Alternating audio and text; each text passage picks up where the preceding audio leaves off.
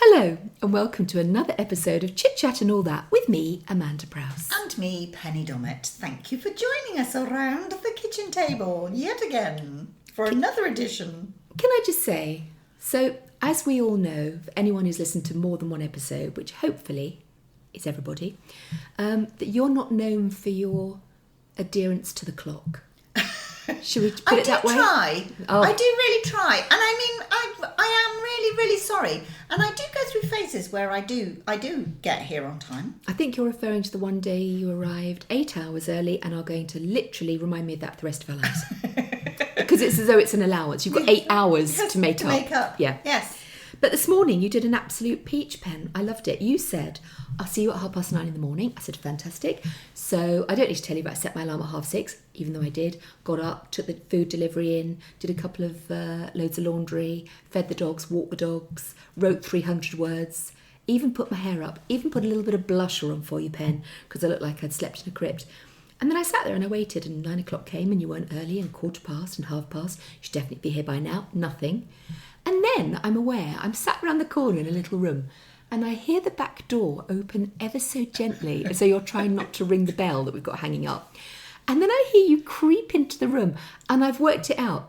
I feel like you were going to say, no, I've been here all along. I've just been hiding somewhere. I was in the loo. Having a bath. I just decided to quickly clean your kitchen for you. God, come early and do that any time you feel the inclination. But it was very funny. You were like, what? Hi. Such a bad picture of me. Can I just say, I got up fairly early this morning. Did you? I did 5k on the bike. Oh, for God's sake. Yeah. If you'd done 3, you might have been on time. Oh, that's true. But then you've got to get a bit of a sweat up. So there's just no point in doing 3. We're at that point where we're having those conversations. You know, when you meet people and you go, oh, I'm so tired. And they go, oh, I'm so tired.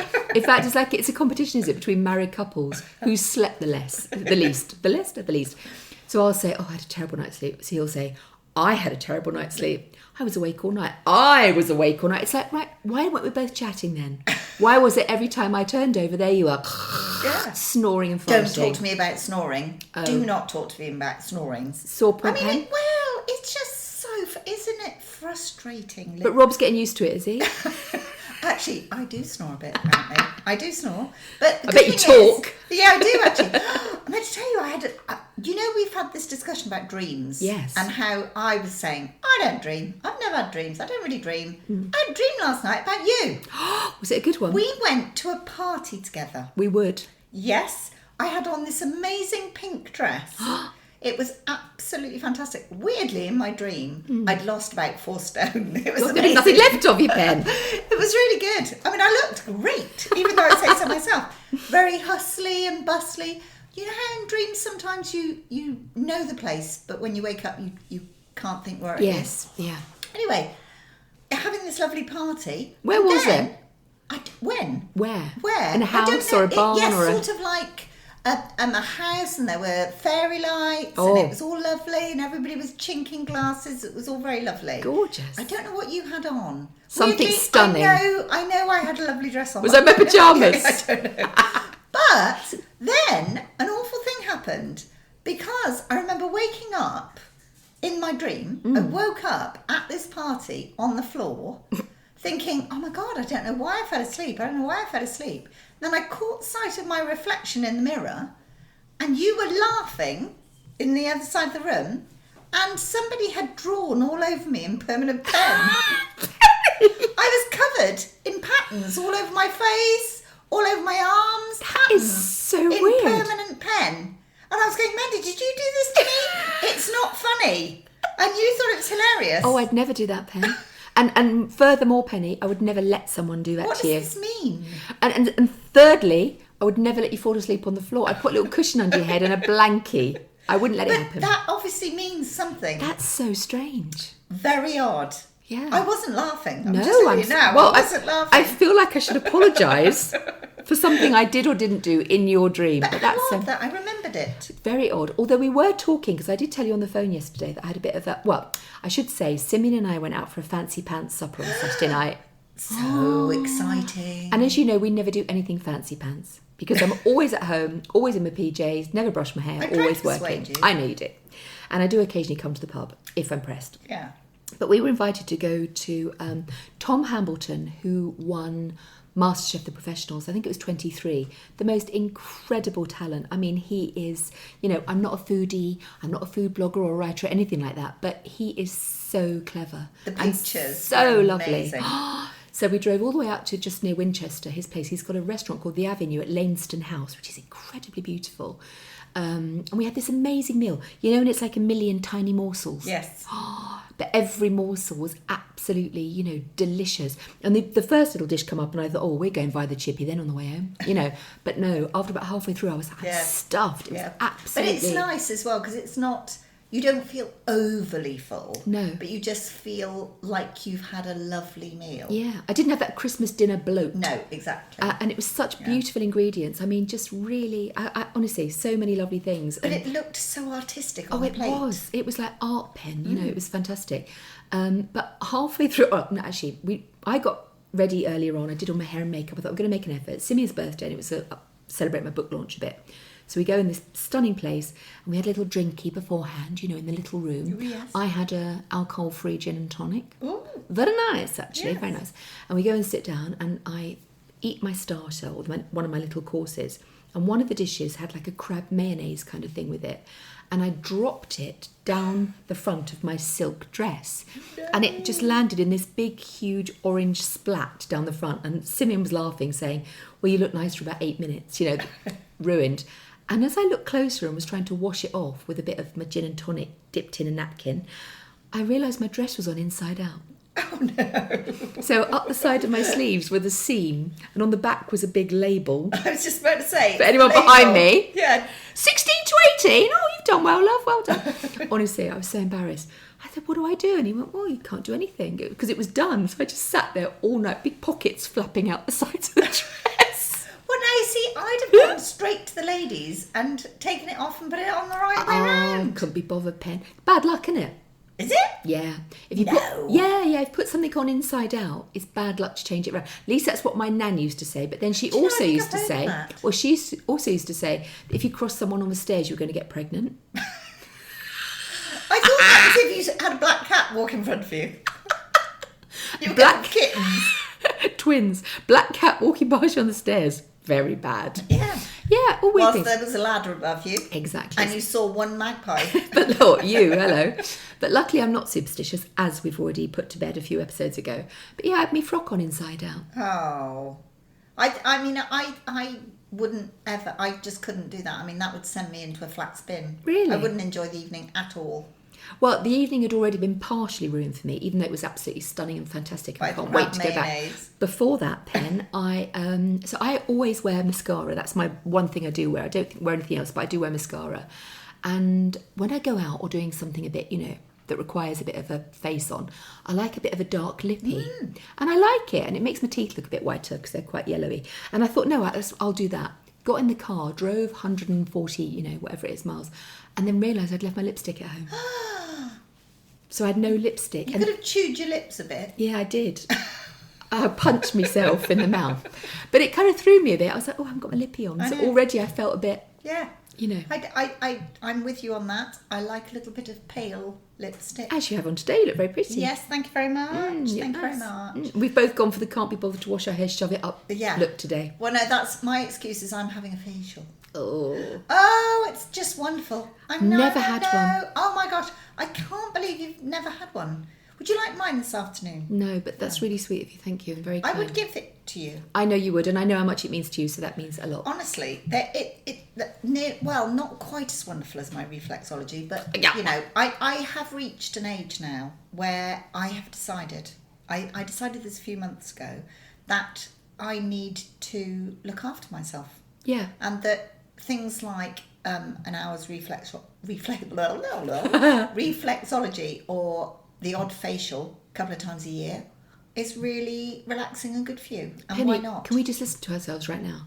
So you've just said, I think I'm going to let myself have a couple of facials a year and the odd reflexology. I mean, it's really quite sad that this is how little we do give ourselves. that's considered, something of a treat. And I know you'll feel a bit guilty. And that's nuts, isn't it? Because everything you do for everyone else, the whole family, all of us, every day, and yet you're saying, oh, I'm going to try and do that. And it's, my God, we should do that. Well, I mean, I'm not very good at giving up time for me, whether it's doing a bit of yoga or having a bit of exercise, or because then as well, once the flowers start and we're out there all the time, you're knackered. Yeah. So the idea of an hour exercise is just really difficult to make yourself do it. Yeah. But I think as you get older, if you don't use it, you will lose it. Absolutely true. And I've kind of worked out that I've always panicked to have I've never belonged to a gym. It just doesn't appeal to me in any way. I've never sort of, done anything that's, I suppose, formal or structured. But then I feel it doesn't have to be. So now walking is my thing. Yeah. And even if it's just taking the dogs for a quick sprint somewhere, we lumber across. They're two fat French bulldogs. Who am I kidding? They're not whippets.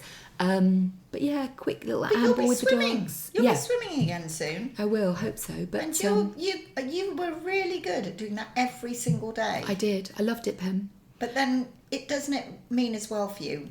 It's a bit like for me. If I walk the dog really early, it's almost like it's ticked off the list. Yeah, definitely. And you can concentrate more. And it's the same with exercise, I think. Because you were swimming really early in the morning, weren't you? Yeah, I was. Or late at night. Or sometimes I do both. I loved it, yeah. And it was a really good... And what was weird was it wasn't only what it did for me physically, but it was what it did for me mentally. Just that break from, the general, rushing of life, and just to be in the moment and just having time and just concentrating on my breathing and my strokes and just freeing my head. I got loads of ideas and helped me, sort out thorny problems with books and things in my head. It was great. No, I'm not surprised. I mean, when I read Swimming to Lundy, I got a moment, only a very short moment, but there was a moment that I thought, oh, wild swimming, quite fancy that. Yeah. Quite fancy that. A couple of my friends do it. We're very lucky we live close to a few of the pondy things. Gravel pits, yeah. That have been filled. Yes, I do. South Cerney's got one, Charfield's got one. I think, I'm not sure where they swim at Clevedon, but a lot of people swim there. Probably in the sea, Pen. Well, yeah, but there's an area, isn't there? There's a Lido. Yeah, no. Oh no, that's Portishead. Yeah, but they love it. They absolutely love it.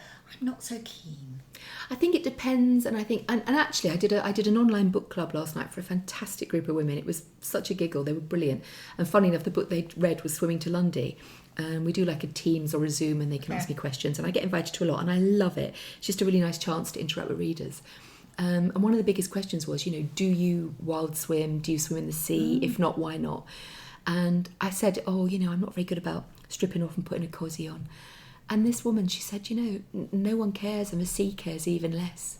We just get in and it's wonderful. And she said, next time you're down this way, she was from just outside Exeter, I think, she'd come with us. And I thought, maybe I will, I should.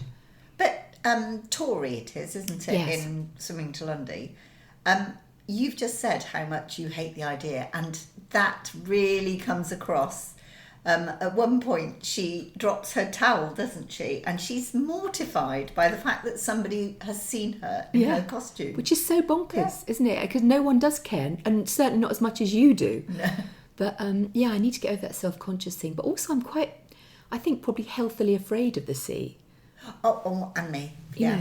I think if you're in a sort of a river with, you can see the banks, or you're in a quarry or whatever, which also can be dangerous, but with lots of other people. But just the idea of being in that infinite body of water. I think there's big rules, aren't there? That they say about wild swimming. Don't end up in France. Yeah. Stop before you get to Greece. I don't think I'd have that problem.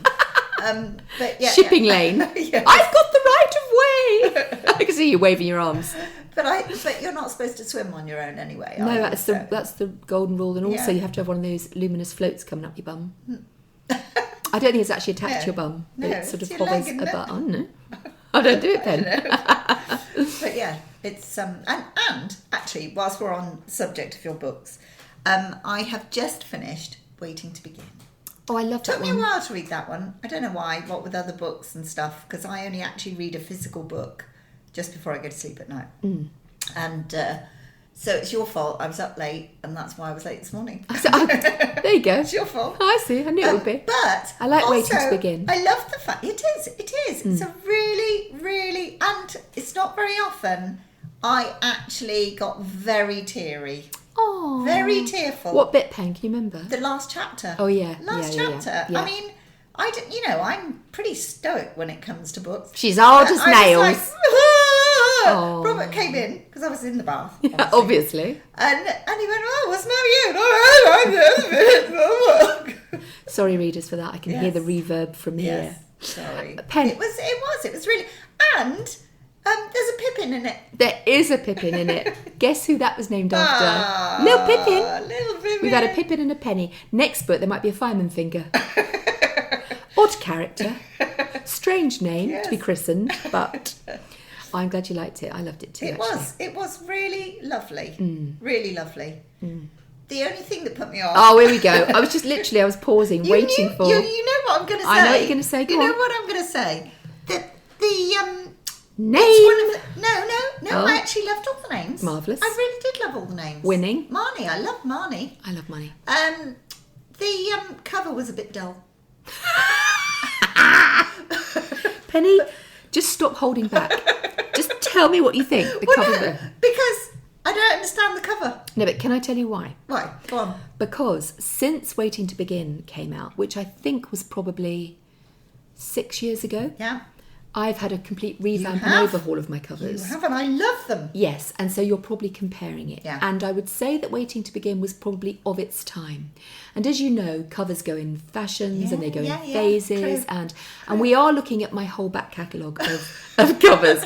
And I will definitely put you on the advisory committee. If anyone from Curtis Brown's listening, can we please get Penny involved? Because obviously you have a lot to say on it. But we are aware that actually they do, maybe some of them look a bit dated in comparison to the modern ones. I love the new ones. Colours. I love the colours. They're bright, they're vibrant, Yeah. they're quite contemporary. And what I love is I have a fantastic cover designer called Emma Rogers, who is, I mean, honestly, she is a magician. Honestly, I love them. And she doesn't just design for me, obviously. She does some incredible other covers, which I've just fallen in love with.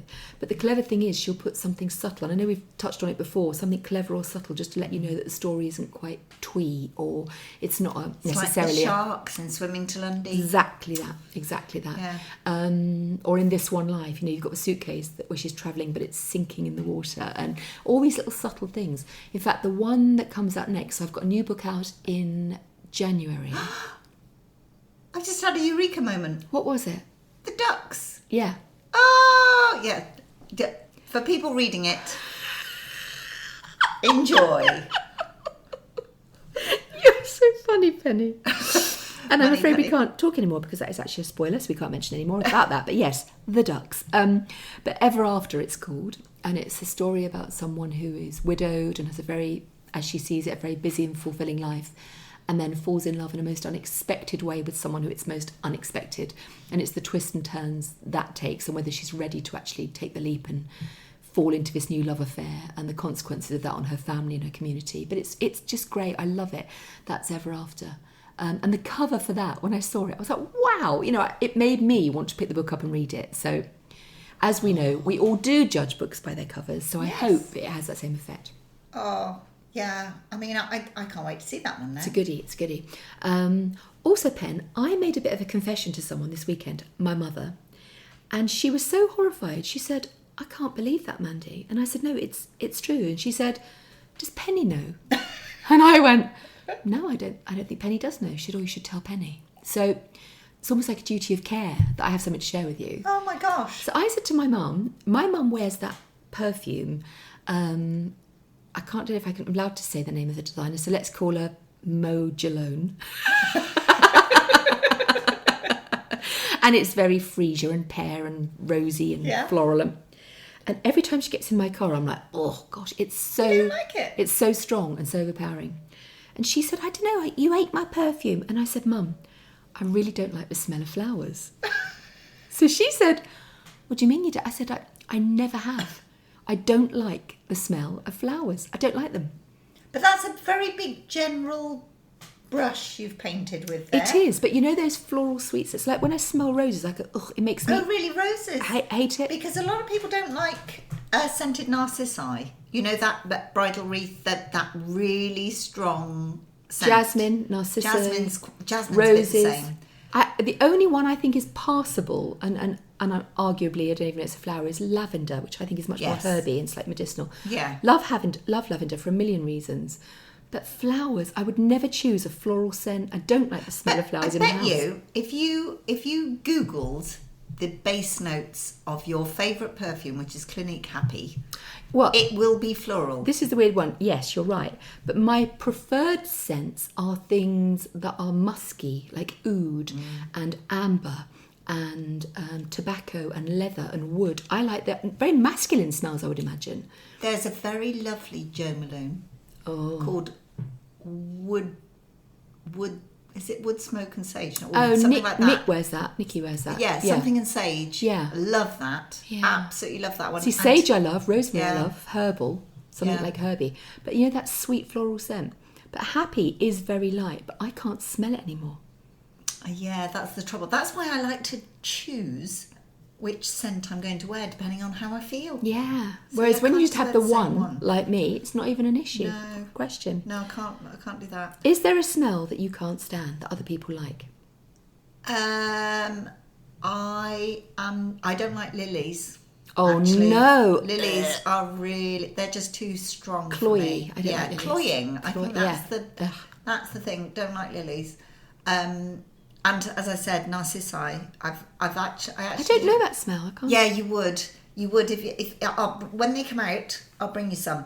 It's fine if you don't put too many in a bunch, but they can be really strong. Yeah. I actually did a wedding for somebody, and it was in April, and all the narcissi were out, and she actually said, "My husband-to-be cannot stand the smell of narcissi. Please don't put them in my bouquet." Funny. Yeah. What else? I'm with you, actually. I'm not very keen on very sweet smells. I don't like vanilla. No, that can be a bit yuck as well. Often people have a vanilla candle. Magic trees in cars. Oh, have you ever got into a taxi and they've got one of those hanging in it, and it literally makes you want to throw up by the time you've been in there? My dad used to have an air freshener back in the 70s and 80s, and it looked like a traffic light with a little globe in the middle. Yes. And you had to pierce the back, I believe. Yes. And that used to make me want to vomit. Yeah, I know. Oh, horrible. Anyway. Funny, isn't it? Yeah. But I love the smell of tar. No. And creosote. Some people like creosote. Oh, I like creosote. And I like glue. I do. And I like pens, like big marker pens. No, I don't like that. Oh, I like sniffing anything like that. No, that's lovely. No. Love a bit of that.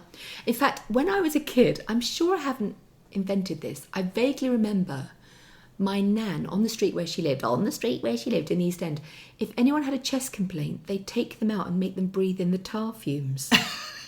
Now, honestly, I don't know why that would make my chest worse. But literally, if anyone was bronchial or asthmatic or anything, they would take him out and hold the child. I'm picturing it like over a steaming. You used to be able to get coal tar soap, didn't you? Oh, I like that too. Do you remember coal tar soap? Yeah, lovely. And pears, that lovely pears smell. Yeah. I like those old-fashioned scents. I've got to think about hand wash. You've got to think about hand wash. I love washing my hands, but I just love any of the scents of the soaps. Try saying that when you're drunk. Don't subscribe to that. No, subscribe. Oh. Linoleum. I always buy like quite cheapy hand washes. Oh, I can't do that because my hands all crack and break. What? Yeah. Seriously. I mean, this is my excuse for buying really lovely hand wash. I have to buy really good quality. Chanel. I can only wash my hands with Chanel. I don't use toilet paper. I wipe my ass with a baby duckling. Several baby ducklings if necessary.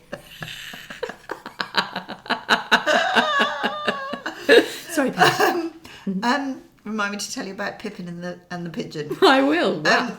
Yes, literally, if I use anything that's cheap, my hands crack so badly that they bleed. Oh no! Because I wash my hands so much. That makes you obsessed. I am a bit. What do you buy them? I love a bit of Aesop. Fable. That's a fable. Yeah. I don't know what that is. Aesop. Oh, it's. Do they sell it in Australian? Lidl? No, that's why I don't know it. It's Australian. You can buy it here, obviously. But it lasts expensive. ages because I use a teeny weeny little bit. So literally it lasts about 3 months. And what? It just smells really nice. And it smells lovely, but it's also got grit in it. So you're really selling it. Yeah, for my hands it's perfect. So I like a bit of that. And I just like anything that's not, Bayliss and Harding. I don't know what Bayliss and Harding is. Yes, you do. You've got some in your bathroom. Have I? Yeah. We buy it in bulk. We just get whatever's there, just buy 4 or 5 and just shove them out. I don't know. Yeah. Simeon. Oh, I tell you what I do like. There's a knockoff in Lidl. And it's called something like the Hotel Collection. Oh yes, I've heard about this. So I buy those. That's Yes. that's why I have in my upstairs bathroom. And they have an amazing scent. They do. They're lovely, but they're quite woody. How do they get away with that? Oh, I don't How know. do they? Imagine it's them. like Aldi do Yes. this thing, and I'm not joking. It looks identical to another very well-known floral person, and they just call it even the same names. Yeah. But it's called Number One or something. Oh, I know that. Yeah. But and you imagine, Pen, imagine if you've invented something. Imagine, and this must happen all the time. In fact, you see it occasionally, don't you, on Instagram or Etsy, people saying, I designed this T-shirt, this mug, this candle, this whatever. And then a big company like Old Yo Little will take it and just make it, or Shine, or those ones that are... Well, somebody tried to sue them, didn't they? Gosh, yeah, it must be heartbreaking. And they didn't win because they'd called it slightly different. And so they said, no, it's different. It'd be terrible though, wouldn't it? But This is why I'm not going to invent anything, Penny. I've decided. I was going to. Surely this must happen in books all the time. Must happen in books all the time. What do you mean? Well, somebody does an amazing story and then, surprise, surprise, another person writes it badly, but it's the same story. Happens to me all the time. So I can tell you, this is absolutely true. I could right now give you the names of a few authors and several novels that I know are the merging of 2 of my books. And I can, I can see it. Don't tell me because I'll go and... I can see it, I can read it, and very often, 2 years after I've written a book, a similar title will come out. And when I read it, I think, oh my gosh. But you know what? Why not? You can't copyright an idea. You can't you can't say, well, that was my idea. Well, this was my idea. How are they going to say they didn't wake up in the morning and that was just in their head? Maybe they've read my book and it's subconscious. Who knows? But it does happen a lot. But I just think, well, that's fine because they don't know what I'm going to do next. I write so many books. I've got so many great ideas. I'll just keep going, and anyone can do anything. It's up to them. And if they get success of it, and if they enjoy it, and the readers like it, good for them. There's enough space for everybody. But it is quite. And I've even had. I had one author particularly, who shall remain nameless, who contacted me and said, "Can I send you a copy of my book?" And I said, "Yes, I would love to. Would you like to quote on it?" When I read it, I thought, "What? This is." And it was literally almost like, when people take a car is in an accident and they call it a cut and shunt, and they take the end of one car and the front of another and put it was literally that they'd done that with 2 very, very distinct of my books. And I didn't know what to say. That's terrible. It was really, I don't think I responded. I just said, best of luck. But it was, it's strange. But, why not? I mean, I'm sure that if you whittle down every single story out there, they're essentially, I think they say there's only 12 stories, isn't there? Essentially, it's love, it's loss. It's like notes, isn't it? That music. Yeah. They say, there's only... That's right. Have many notes. Just what you do with it. But I'm very happy, to just keep going. And I've got so many more ideas. And I love the books I'm writing at the moment. So it's actually quite flattering, isn't it? Well, you get this quite a lot in the flower and floristry world. I bet you do. Where you have people that... are good enough to share the way that they do something, especially at the moment with everybody trying not to use foam, and they have mechanics and the way that they do things, and you have these incredible florists that show you step by step how to do it so that everybody can be doing this. And then you have others that go, well, I designed that and I don't know why they're doing it and they're doing it really badly, and you think, well, for goodness sake, just be kind. Definitely. And also I think it's one of those things, isn't it, that I always feel I'm very willing to promote other authors. Any of my, author pals or anyone I like reading, if they've got a book out, I plaster it all over my social media. Go grab a copy, read this book. I mean, at the moment, we've got fantastic books coming out from Daisy Buchanan, from Jill Mansell, who I absolutely love. Loads and loads of books. I'm like, buy the book, get the book. The books are brilliant. Because no one reads one book. No. You're a reader or you're not. And I find it weird when some people keep almost like, don't look at my homework, their arms around it, like, very protective of theirs and not sharing with other people. The best things happen when we all lift each other up. That's when magic happens, particularly woman to woman. But also you can, we're all grown up enough that you can make your own opinions about things. Exactly. And I just think the more creativity that's out there, the better. Yeah, totally. And in fact, I've just said woman to woman, there is an author, I don't know if you've heard of him, he's called Ian Wilfred. And he writes fabulous, escapist, beautiful literature set. Isn't it about Greece? Lots about Greece, lots about Spanish islands. He takes you on a journey. Essentially, if it's a wet, rainy day and you want some sunshine or you want to go somewhere and sit on a beach for a while, pick up an Ian Wilfred book, because he whisks you off to these beautiful places and you can smell the hibiscus and you can feel the sun on your face. And it's always beautifully romantic and it's just lovely, and the day just zips by. And he is one of the best advocates for what I'm talking about. He will constantly be looking at charts and saying, well done, you achieved this number this week and I have no idea. And it's like, thank you. He's just this brilliant advocate. You must have people like that in the flower world who do that for you. Yeah. There's, the person, I'm sure I've spoken about her before, that I absolutely love is called Sabine Darrell. And she is a tiny pocket rocket of enthusiasm and passion about flowers and floristry. But she's so generous with her knowledge. Love that. Look her up on Instagram. She has the most incredible pictures showing you how to do things. Literally, I can spend an hour with her and I suddenly want to go out and create the most incredible things. And she makes you believe that you can do it. Love that. And to be able to have that skill of inspiring people to do things, that's such a skill. Difference is you have got the skill though, Pen. So when she's suggesting it, you can do it. But but she makes you believe you can. Yeah. And I love her. I mean, if I got married tomorrow, I would want her to do my flowers. And obviously I'd be your matron of honour. Of course, yes. And the dog. Obviously. Yeah. Pen, we're nearly out of time, but just quickly, the weather's taken a little bit of a turn. It's slightly warmer. I've seen the odd snowdrop poking its head. What job should we be doing in the garden? What should we be paying attention to? Well, now is the time to start clearing away the old dead stems from the winter, because most of the seeds have all gone. The birds have enjoyed them over the winter. So we're going to clear the beds ready for the spring, because as the beds start warming up, once they're nice and clear of weeds and all the dead material, your new perennials will be coming up. You can add a nice layer of compost and you're waiting for everything to start emerging. I've got as you know, I've got a vine and I've got a clematis and I've got I don't know what the other one is, like a lilac-y hangy thing. Yes, wisteria. Wisteria. Can I cut those now? February for wisteria. Right. Vines, I think you need to do them when they're dormant.